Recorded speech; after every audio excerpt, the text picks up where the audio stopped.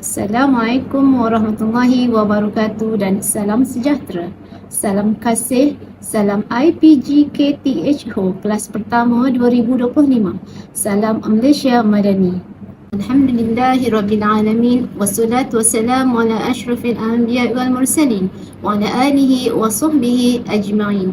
Rabbi shrah li sadri wa yassir li amri wahlul 'uqdatam min lisani yafqahu qawli. Amma ba'd. Yang berbahagia Dr. Rosli bin Yaakob, Rektor Institut Pendidikan Guru Malaysia. Yang berbahagia Dr. Masitah binti Muhammad Yusof, Pengarah IPG Kampus Tun Hussein On. Yang berusaha Tuan Haji Muhammad Zain bin Badui, Pengarah IPG Kampus Temanggung Ibrahim Johor Bahru. Yang dihormati Encik Muhammad Razi bin Muhammad Suradi, Timbalan Pengarah IPG Kampus Tun Hussein On. Yang dihormati Pengarah-pengarah Institut Pendidikan Guru, Ketua Unit Perkhidmatan dan Pengurusan Encik Samsudin bin Saad.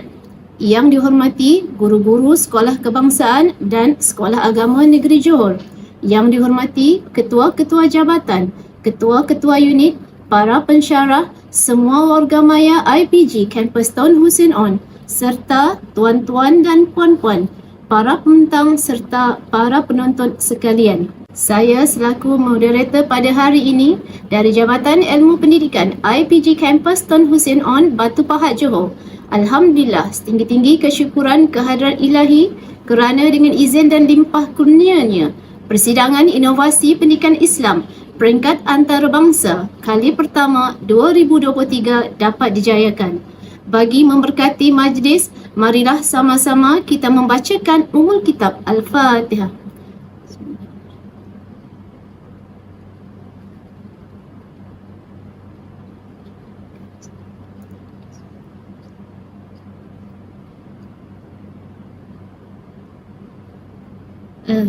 Amin amin ya rabbal alamin. Hadirin dan hadirat yang dirahmati Allah sekalian, Puan Halizah Abdul Halim merupakan PhD candidate di Universiti Nanjing Forestry, China. Beliau pemegang diploma perhutanan dari Universiti Putra Malaysia pada tahun 1996 hingga 1999. Seterusnya, beliau melanjutkan pengajian peringkat bachelor dalam bidang sains perhutanan, major in forest management, Universiti Putra Malaysia 1999 hingga 2001. Puan Nur Halizah Abdul Halim mempunyai Master in Forestry Management, Nanjing Forestry University pada tahun 2014 hingga 2016.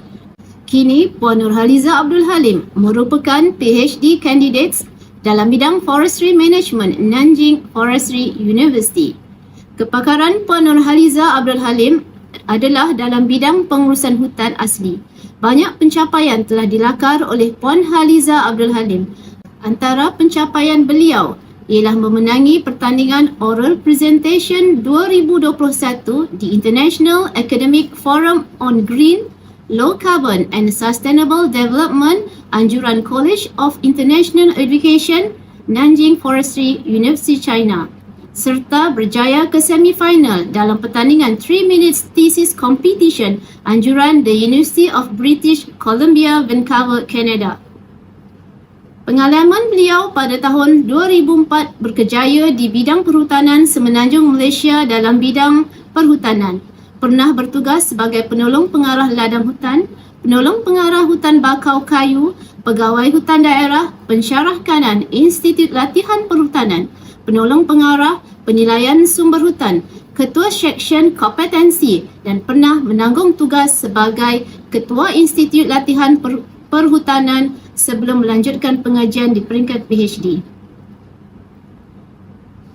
Hadirin dan hadirat yang dirahmati Allah sekalian, dengan penuh takzim dipersilakan Puan Nur Halizah binti Abdul Halim untuk berkongsi bagaimana negara China terus ke hadapan bukan sahaja dari aspek ekonomi namun terus mendahului dalam bidang pendidikan. Dari meja moderator dipersilakan Puan Halizah Abdul Halim dari Nanjing Forestry University, China membicarakan Ramuan Transformasi Negara China dalam pendidikan sempena Persidangan Inovasi Pendidikan Islam peringkat Antarabangsa kali pertama 2023. Dipersilakan. Bismillahirrahmanirrahim. Rabbi shrah li sadri wa yassir li amri wahlul 'uqdatam min lisani yafqahu qawli. Assalamualaikum warahmatullahi wabarakatuh, and greeting ni hao. Yang berusaha Dr. Rusli bin Yaakob, Rektor Institut Perguruan Guru Malaysia. Yang berusaha Dr. Masitah binti Muhammad Yusof, Pengarah Institut Perguruan Guru Kampus Tun Husin On. Pengarah Tuan Haji Muhammad Zain bin Badui, Pengarah Institut Perguruan Guru Kampus Temenggong Ibrahim, para pensyarah Institut Perguruan Guru, guru-guru Sekolah Kebangsaan dan Sekolah Agama Negeri Johor, serta pelajar-pelajar Institut Perguruan Guru Amnya dan Institut Perguruan Guru Kampus Tun Husin On khasnya. Tidak lupa juga kepada Puan Moderator kita pada pagi ini, Puan Zalifah binti Mansur, dan juga kepada jawatankuasa yang menjayakan wacana kali ini.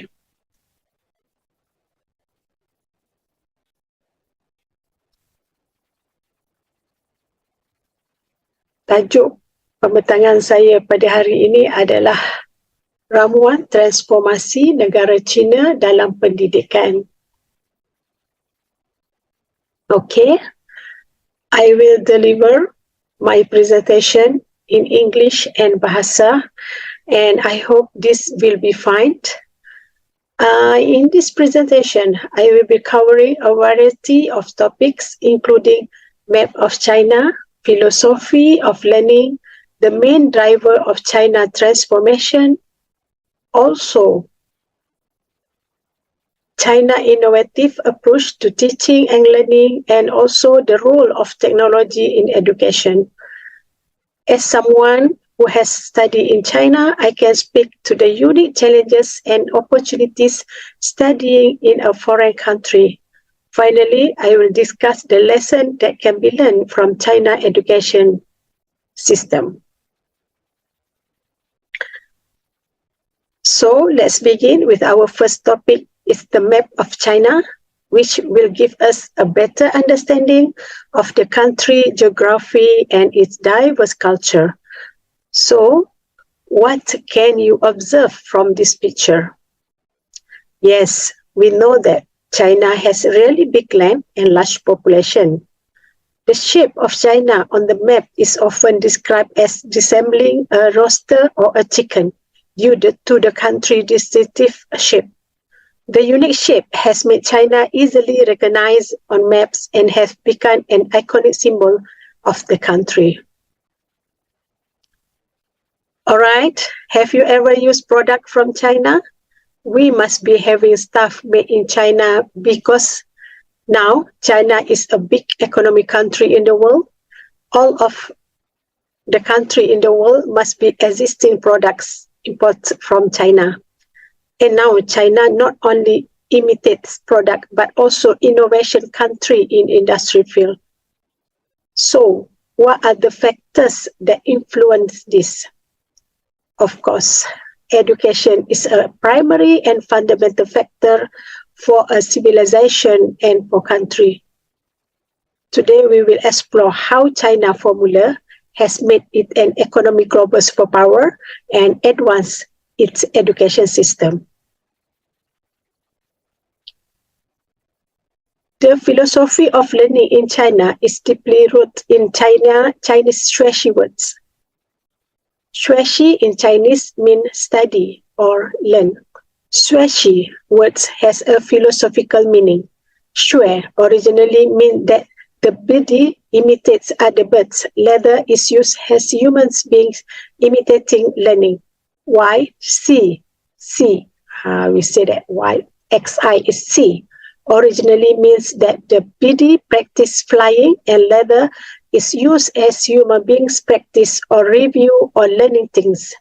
The Chinese have a method of learning like small birds that imitate other birds to fly, and in the process of learning to imitate flying, there will definitely be ups and downs until they can master it. Rather than philosophy, the word shui itself implies the message that in the learning process, we should not only imitate but also innovate and don't give up easily until we are able to master the knowledge. As the wise man said, all success begins with an attempt. If you don't try, success will not materialize. The question is, have you tried? All right, next, what's next? So, over the past few decades, China education system has undergone a remarkable transformation. I will highlight some of the key features of China's education system, so you will be better equipped to understand how they have transformed its education system over time. The key drivers of China's transformation are multifaceted, encompassing everything from ambitious government policy to investment in education, cultural values to a technological innovation. Chinese government has been instrumental in shaping the country education system through various policies and regulations. These policies have been focused on increasing access to education, improving teacher training, and promoting innovation in education. The government of China education system and have contributed to the country overall transformations. China has put a lot of money and effort into its education system in the past few years. They have done things like giving more money to schools and universities, building new schools and educational facilities, and helping students from poor families pay for their education. Education is highly valued in Chinese cultures, and parents often place a strong emphasis on their children's academic achievement. This had led to a culture of hard work and dedication to education, which has contributed to the country's focus on academic excellence. China has been a leader in using technology to innovate in education. They have done things like creating online learning platforms, using artificial intelligence to enhance education, and incorporating technology into traditional classroom. China education system also includes special education school for children with disabilities, as well as adult education programs for lifelong learning.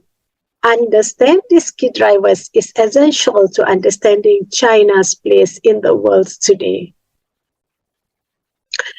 As the world of education continues to evolve, China also implemented innovative approach to teaching and learning. In terms of innovation in education, China still has some catching up to do. According to the Global Innovation Index, which measures innovation program performance across country, China ranked 14th in the world, behind countries such as Switzerland, Sweden, and the United States.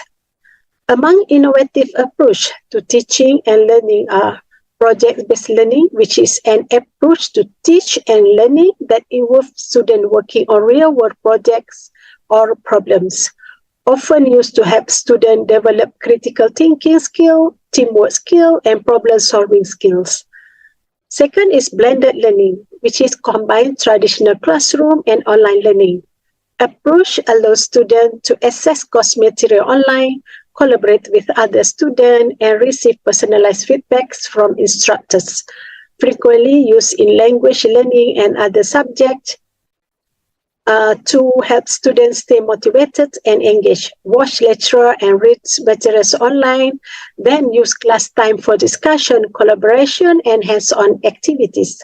Whether it's project-based learning, flipped classroom, or other innovative approach, educators are constantly exploring new ways to help students learn and grow. While China has made strides in incorporating technology into its classroom, it will face challenges such as traditional teaching methods, lack of resources, examination-oriented education, and bureaucratic hurdles. However, the government has launched initiatives to promote innovation and creativity in school to improve the quality of education. The government has also introduced a new curriculum reform that emphasize creativity, critical thinking, and problem-solving skill. Furthermore, the government has invested heavily in online learning platform and Internet Plus education, which provides students with access to high-quality educational resources and opportunity regardless of their location. This initiative has also enabled personalized learning, allowing students to learn at their own pace and according to their individual needs and interests. Overall, the government's effort to promote innovation and creativity through various initiatives and innovative education system that prepare students for the challenge for the future. We know that in terms of technology, Western countries are still leading in the idea of technological sophistication. But no exception, China is also imitating, innovating, and applying technology in its daily life. Technology has played a significant role in transforming education in China from online learning platforms to all-power teaching assistant by making education more accessible, affordable, and engaging for students. Nevertheless, China still has some catching up to do. Yet, when compared to other countries in terms of innovation in education, China had made progress in terms of innovation in education. It still has room for improvement when compared to other countries. Everyone is unique and has their own experience. So I will share just a few that can relate to education through my personal experience when I study in China. So I will share just a few, all right? In terms of internationalization, China is increasingly focusing on internationalizing its education system by attracting more international students and partnering with universities and institutions from around the world. When I further my study here, master here in 2014, at that time there were only a few international students and the university facilities were not that sophisticated and great. Despite that, they start giving open opportunities for international students to study in China. When I further PhD here, until now, university facilities are getting more sophistication in the education process. They are efficient and focused on important innovation, important research that can make the country develop and contribute to the progress of the country. China University also have measures that are more specific than other countries. China University has also measures, that are more specific. For example, nutritionists, they specify how old these experts are. For example, a nutritionist age 0 to 5 is a measure. If you often see Chinese drama, their daily life and culture are clearly depicted. They tend to be proud of being student and low profile. China students and lecturers have a high work ethic, mutual trust between student and supervisor. Usually, students no need to send hard copy on their tasks, only send tasks through WeChat or email. The supervisor will comment direct using application in the PDUPS, then student will get in 1 or 2, 3 days later. After receive the comment and read if can agree, accept or reject the comment. Student no need to send back to lecturers after make amendment. Just proceed to the next stage. They also willingly sacrifice time, energy, and thought to guide the students. To guide the student. Okay. Although supervisor is busy with work, outstation, but supervisor usually works until late at night and including weekend. So students can still have time to meet supervisor at any time. I am lucky here. PhD and master students are provided with a workplace and lab. We can study in the dorm or library, but most of the time is spent at the workplace, usually from 8:30 a.m. to 12 p.m. including 12 a.m. 8:30 pagi sampai 12 pagi, biasanya sampai malam, including weekend. This include during semester holidays. They are enthusiasms and hard work. Even they are on workplace, really focus on study, no time gossiping.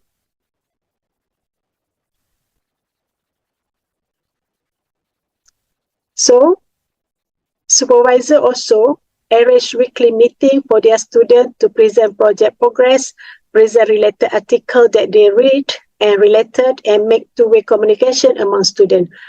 We work in one team because teamwork is key.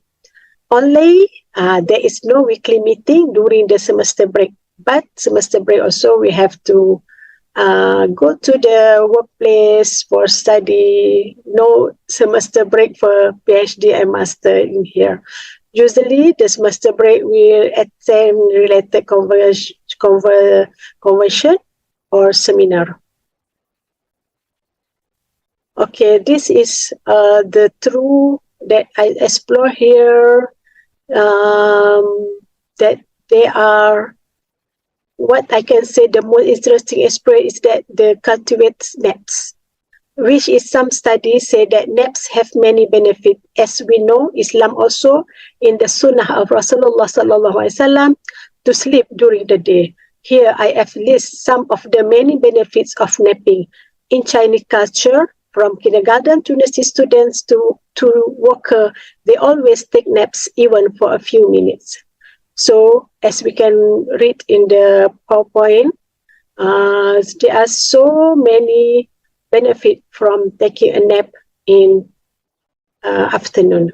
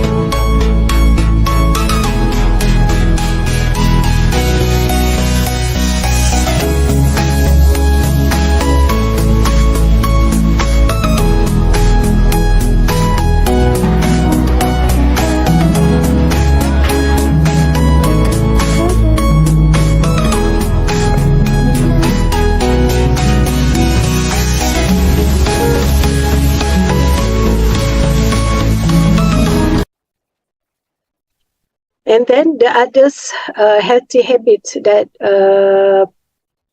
we can learn is, I can share is,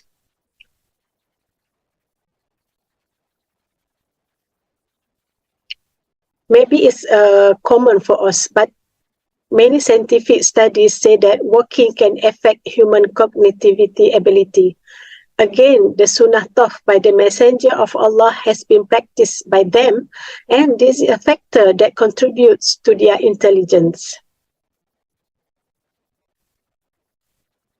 Finally, we will discuss the lessons that can be learned from China's education system, including the importance of investing in education, promoting innovations, emphasis on STEM subjects, fostering a culture of lifelong learning and healthy habits. China education transformation has been driven in part by significant investment in education. Other countries can learn from this and prioritize funding for education in order to improve their own education system. China's focus on STEM subjects has been a key driver of its economic growth and technological innovation. So other countries can learn from this and prioritize STEM education in order to develop a skilled workforce for the 21st century. China has implemented a range of innovative teaching and learning approaches such as project-based learning, blended learning, and gamification. Other countries can learn from this approach and adopt them in their own education system to improve student engagement and learning outcomes. Technology has played a significant role in China education transformation. From AI-powered tutors to online learning platforms, other countries can learn from this and explore how technology can be used to improve access to education, personalize learning experiences, and improve student outcomes. Education is highly valued in Chinese cultures, and parents often place a strong emphasis on their children's academic achievement. It is true that some students also can memorize dictionary. Other countries can learn from this and work to cultivate a culture of learnings and dedication to education. China is also very brave in doing the imitate things. Here, the industry will continue to do what the university find out. Before I finish my presentation, I want to ask you a question. Is China taking education too far? Or should the rest of the world learn how to be more like China? All right. Thank you. Terima kasih. Sia-sia. Terima kasih diucapkan kepada Puan Halizah binti Abdul Halim dari Universiti Nanjing Forestry China di atas perkongsian berkaitan Ramuan Transformasi Negara China dalam pendidikan. Semoga perkongsian ini dapat memberi manfaat kepada semua. Terima kasih juga diucapkan kepada hadirin dan hadirat yang turut serta hingga ke akhir persidangan ini. Terima kasih diucapkan kepada pihak urusdia dan kru penerbitan yang telah menjayakan Persidangan Inovasi Pendidikan Islam Peringkat Antarabangsa kali pertama 2023. Bagi pihak majlis, jutaan ampun dan maaf di atas kekhilafan tutur kata dan bicara sepanjang Persidangan Inovasi Pendidikan Islam Peringkat Antarabangsa kali pertama 2023. Sesungguhnya, terlalu banyak ibrah yang dapat diambil daripada pembentangan yang dibincangkan sebentar tadi.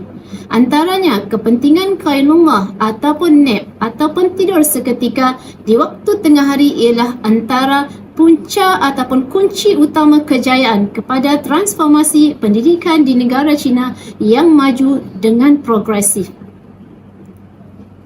Yang berbahagia tuan-tuan dan puan-puan, pepatah menyatakan al-ilmu bila amalin kal syajarin bila thamarin. Justru itu selamat beramal. Saya tutup persidangan pada kali ini dengan kalimah bicara yang mulia. Wabillahi taufiq wal hidayah. Wassalamualaikum warahmatullahi wabarakatuh dan salam sejahtera.